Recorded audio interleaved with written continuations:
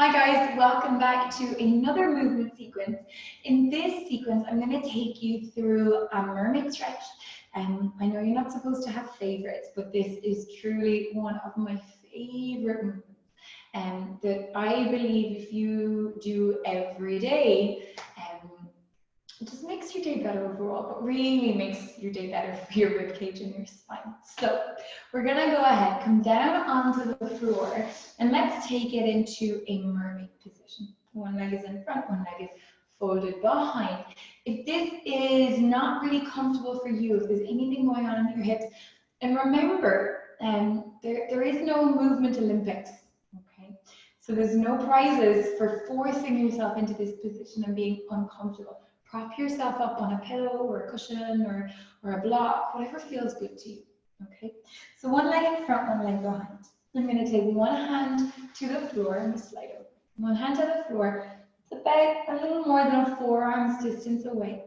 What I want you to make sure is that your head, your ribs and your pelvis are all connected, that we're not twisted or jutting the head forward or putting this shoulder under any pressure.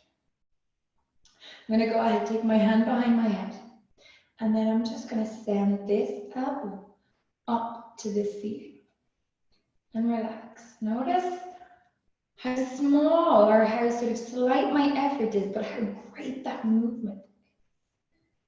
And release. Let's do that again. Send the elbow up and just stay and just breathe. Good. And now we're just letting that fascia, that connective tissue just slide. I'm gonna turn the elbow up and over a little bit more. And I'm even gonna let myself come down. What a treat. Let myself drop down into the mat. And I'm letting these ribs on that side just totally open. Breathing. Relax. And then go ahead and take it up. Let's go to the other side. I'm going to take the hand behind the head. You won't have as much movement to this side because your hip's going to get in the way. It's more.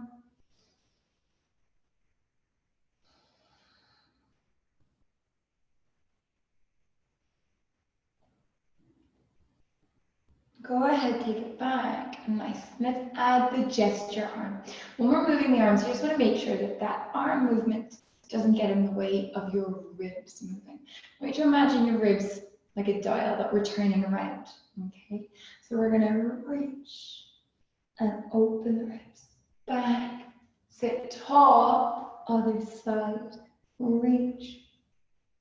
The arm is coming somewhere just in front of your ear. And we're sliding, so good. Reach. And back again. Good. Last one like this to that side. Let's take it over and turn. You might get a little bit of sort of clicking back into place here. Send the hands down and forwards, and we're going to round to the spine. Pull the mat back, and we're going to open the chest. Push to round. Pull to open. Push to round. Pull to open. Reach that arm forward. Up, around, and come up. Let's transition into side lying. I like my knees bent for this. And I'm going to take my bottom arm out in front, my top hand onto my bottom hand. And I'm just going to slide forward.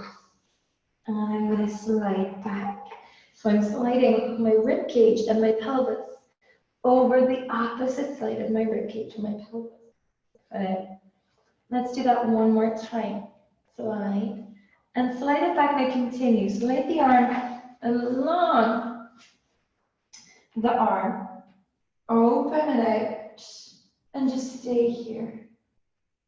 Breathe. We've rotated the ribs. And then nice and slow. Arm comes up and over. Now let's do that one more time. arm comes up and over.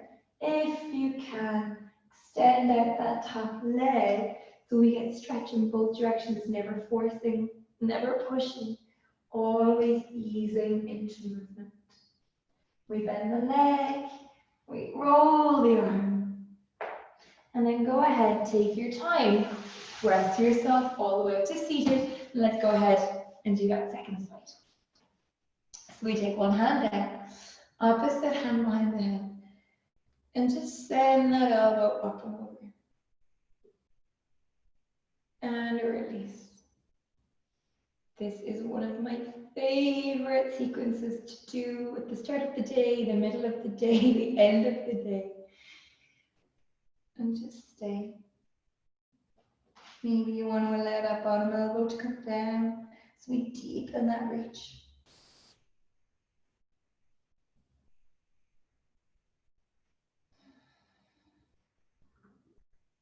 And then nice and gentle, take yourself up. And let's go to the opposite side. Elbow up. And think about sort of pushing out into these ribs. So instead of collapsing here, can we really give these ribs room to expand, to open, to find as much room as possible? And then go ahead and take it up, and let's add those gesture arms. We reach and we come up, and we slide, reach and back, and reach and up, and reach and over. Last two, and up, and one, and up. Take it to that side, and then rotate it over, hands to the mat. When you're ready, we're going to round the back, hands forwards and down. We lift the chest through the arms and round.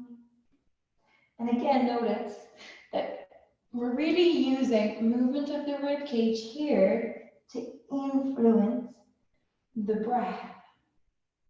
Take it somewhere in the middle, reach that arm up and over, and take it all the way back. Let's go ahead and lie to this side.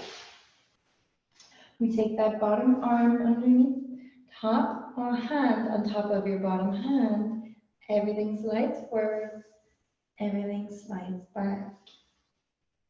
And so we talk so often about breath facilitating movement. And sometimes we forget that movement can also facilitate breath.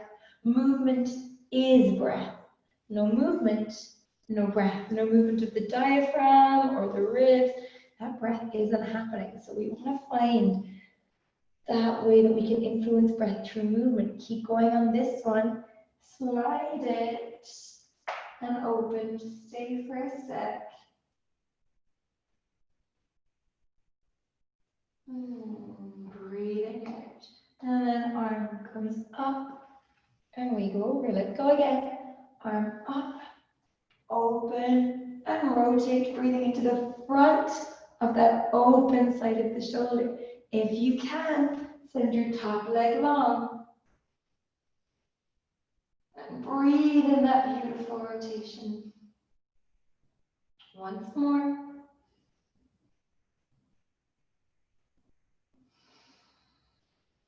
And bend the leg. Arm rolls, ribs roll, head rolls. And then press yourself all the way up. Seated comfortably. Good. We're going to take one hand onto your chest, one hand onto your belly, and just breathe into both.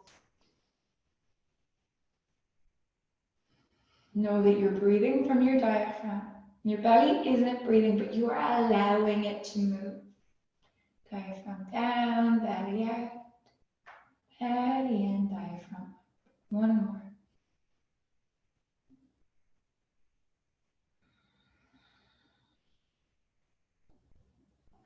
And relax.